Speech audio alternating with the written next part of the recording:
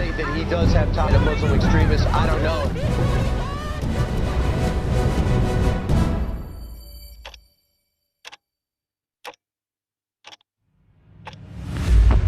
France has a dark colonial past which dates back to the 16th century.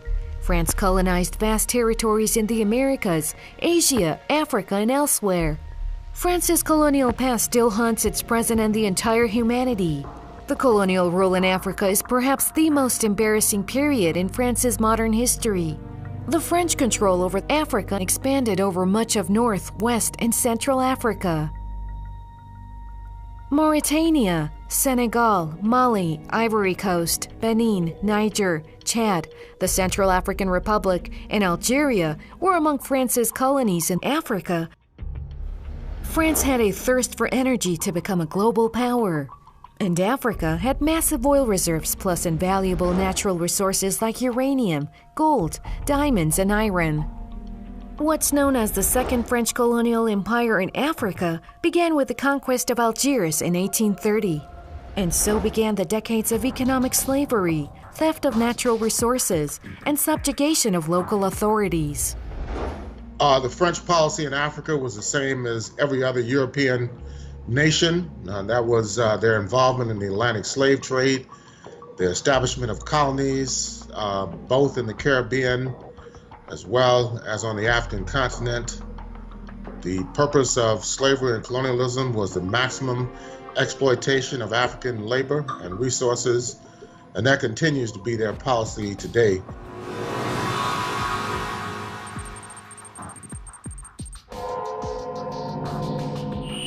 The French did almost everything to keep their grip on Africa, and in trying to keep it, human lives did not matter to them at all. An instance of France's brutality against Africans seeking independence was the 1945 massacre of Algerian pro-independence protesters. In May that year, French soldiers attacked and killed tens of thousands of Algerians near the eastern town of Sétif. According to the official Algerian version, 45,000 people were killed, and most of their bodies were burned following the horrific massacre. It is estimated that over 1 million Algerians were killed by the French and their allied gangs during the 8-year Algerian War of Independence. But such brutality failed to stop African nations from fighting against the colonialists. Pro-independence movements across Africa grew in strength.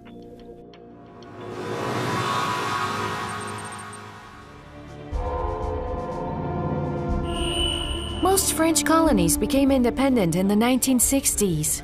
But the French were still energy-thirsty and the African resources were too tempting. And so they found ways to manipulate African politics to gain advantages. France began portraying itself as the guardian of its former colonies. General de Gaulle, who was the French president from 1959 to 1969, set up an Africa unit. Those close to General de Gaulle developed a network including unpopular African politicians and intelligence agents to maintain control in the former colonies and protect France's economic interests. The manipulative system of personal networks which backed such policies became known as France-Afrique. In fact, Paris began pursuing a neocolonial policy in Africa by backing African dictators, while their people were left in extreme poverty. Ever since, successive French governments have often intervened militarily in Africa to keep puppet regimes in power. Between 1962 and 1995 alone, the French intervened in Africa militarily 19 times. The interventions were ostensibly aimed at protecting French nationals or put down revolts against legitimate governments. But any military support for an African government was contingent on its commitment to protect French interests. French military interventions continue to this day.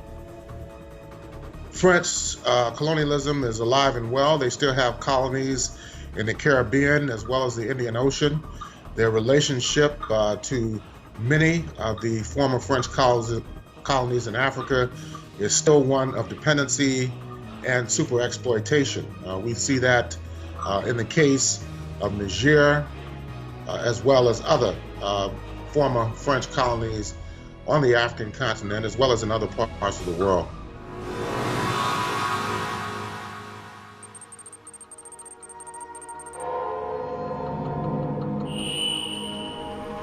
These are French soldiers patrolling an area in central Mali.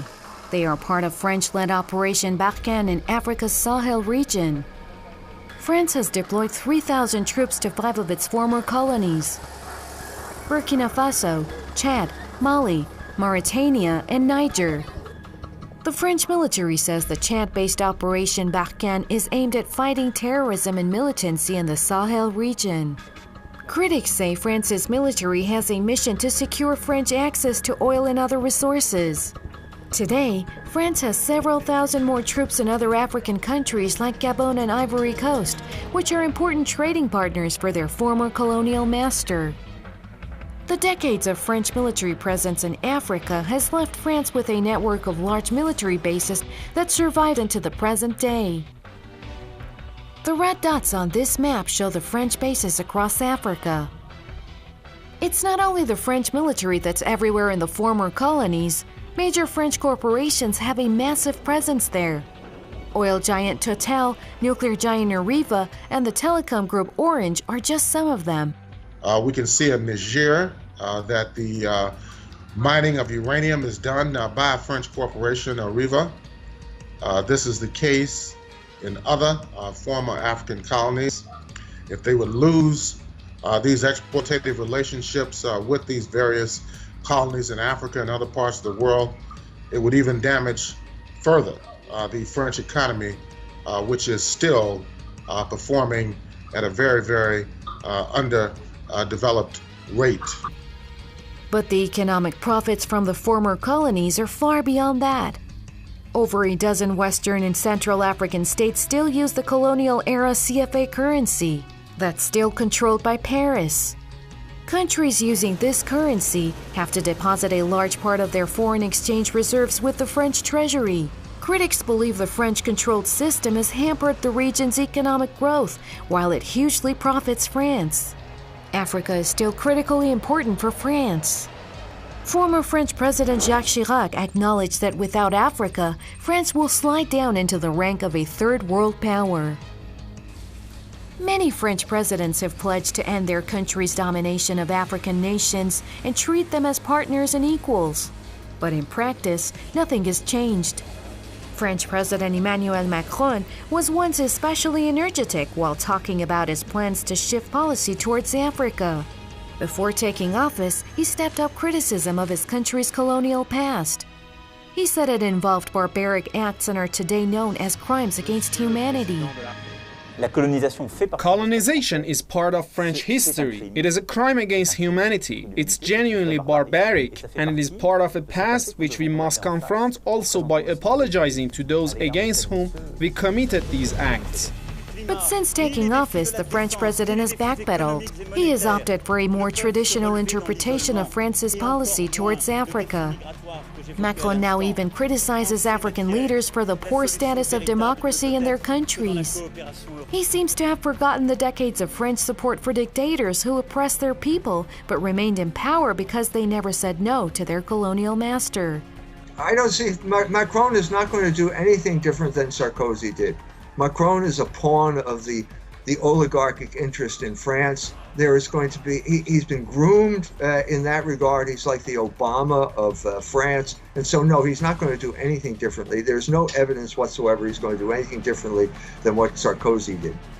Today, Africa is grappling with many acute problems like endless conflicts, abject poverty, overdependence on international aid, and lack of effective leadership and management. Many of these challenges have their roots in Africa's past and present relations with France.